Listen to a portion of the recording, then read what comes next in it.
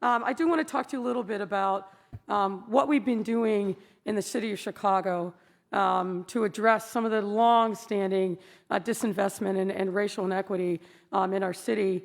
But I do want to start by thanking all of our federal partners for the leadership in getting through the American Rescue Plan, as well as a bipartisan infrastructure legislation, and in particular, listening to this conference and making sure that cities got direct allocations. It is going to make a world of difference, transform people's lives, not only in cities like Chicago, but we're going to be able to do something really powerful that will have generational impact on the issues in our city. As Mayor Suarez said, coming into my tenure as mayor almost 3 years ago, I really focused on equity and inclusion, because what I knew in my city is that there were too many people who had been left behind. Chicago's a great, prosperous city, but not all of our communities, all of our people were benefiting from the economic prosperity that we had achieved. So I put equity and inclusion as the keys, North Stars for my administration, which means as we think about coming out of COVID and addressing the economic meltdowns that have followed, we've got to make sure that our recoveries are equitable and inclusive. Chicago's had a decades-long history of community disinvestment and economic policies that were made along racial divides, which have manifested itself in present-day challenges of violence and poverty. And frankly, many of the issues and challenges that we see in our city, the answer to it is poverty. And the solution, the long-term solution, is investment in people and place-based strategies.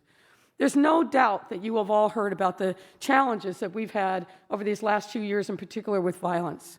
But it should also be recognized that the same areas where we see high rates of violence are the same where we see high rates of poverty. It's almost a one-to-one match. And I'm saddened to share that, for example, 8.6% of the city's population has been identified as living in extreme poverty, when an individual makes less than $5,000 a year. And 19% of the city's population are living in poverty. Poverty creates and fuels violence, or I don't think there can be any doubt about that, and leads to life expectancy disparities, achievement, wealth, and healthcare gaps. And we all saw that in bold relief in the early days of the pandemic, in particular when we saw the pandemic falling disproportionately on Black and brown communities. So the solutions to the violence also have to address poverty.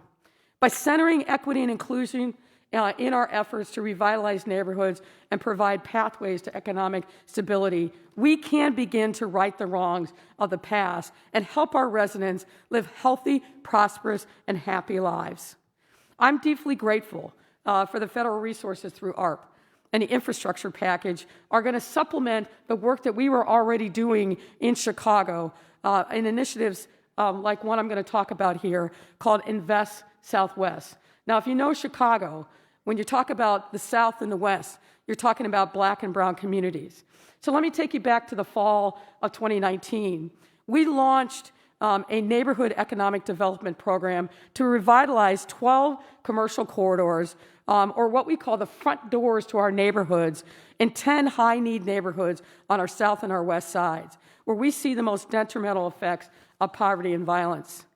A few months ago, commemorating that 2-year anniversary, I'm happy to tell you that we exceeded our $750 million goal in 2 years, not 3 years that we had originally set. And we now have $1.4 billion in commitments from the City of Chicago, but importantly, from our business and philanthropic partners. That is going to be a massive, massive boost for these communities. Thank you.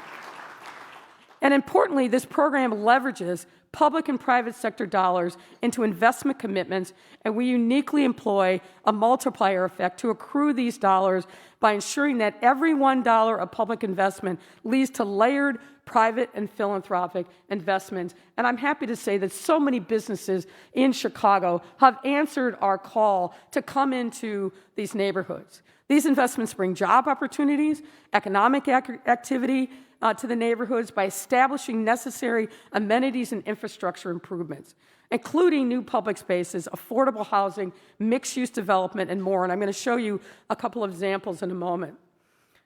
In fact, let me turn these on. So we've done a number of things with the resources. This is one example in the Austin neighborhood on the west side of Chicago, where we took a vacant lot, working with the community, and turned it into a pop court, but a community space designed by the community and helped facilitated by resources that we were able to gather to help this community thrive. Next up is our Park District headquarters is going to be situated in another neighborhood, also adding to economic development in that community. This is a complex in the Bronzeville neighborhood of Chicago. Again, used to be the mecca of Black Chicago, but was decimated by years of disinvestment. This is a mixed-use development where we've got affordable housing as well as retail space at the bottom that is bringing new life to this particular area of our city.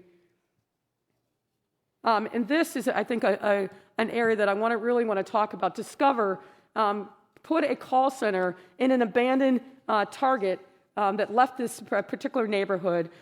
This was one of the most magnificent moments that I've experienced as mayor. This call center now is one of Discover's best call centers in the country, and importantly, paying high-end wages plus a benefits package that the CEO of the company has, and his commitment to this community and making sure they're hiring from the community has just been incredibly phenomenal. So we've created through this call center 1,000 jobs, 80% of which were hired within a 5-mile radius of the call center. And this is an impressive $50 million investment that was committed to by Discover. What you're going to find if you look through these various developments in our Southwest corridors is a lot of different envisioning of vacant spaces, abandoned buildings, and other things where we are investing to be a force multiplier, not one and done, but really creating a corridor and revitalizing these various communities on our south and west side.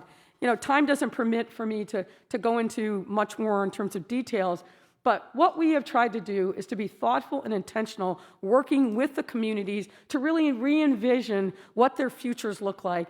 And I say this to my folks all the time. With the resources that we have been fortunate enough to receive from the federal government, this is our WPA moment. This is our opportunity to really think about how we can transform people, places, and lives for generations to come by being smart and intentional, but also empowering community to believe that they've got ownership and control over the geography under their feet. I'm excited about what the new year is going to bring for us because of our partnerships that we've forged, but also the economic firepower that these investments are creating in our communities. Thank you very much for your time. Enjoy the rest of the conference.